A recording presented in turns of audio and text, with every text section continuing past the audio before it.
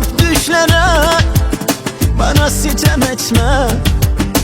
Hiç mi hissetmedin ah bendeki yüreği? Ben sadece seni, hepsini sevdim.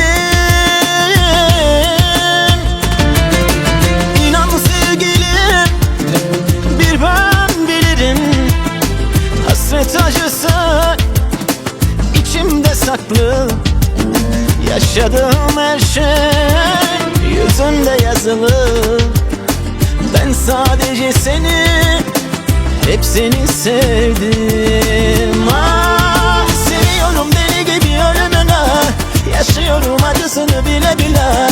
Sevabını günahını çekiyorum, yüreğimle seviyorum. Seviyorum deli gibi ölümüne, yaşıyorum acısını bile bile. Sevabını günahını çekiyorum, yüreğimle seviyorum.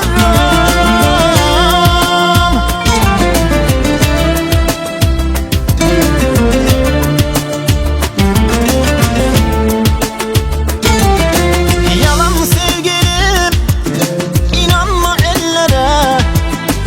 Hayat savurdu beni yerden yere.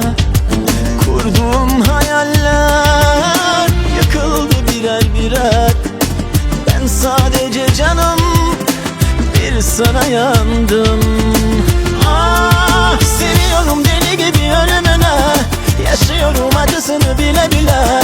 Sevabını günahını çekiyorum, yüreğimle seviyorum. Seviyorum deli gibi ölümüne, yaşıyorum acısını bile bile. Sevabını günahını çekiyorum, yüreğimle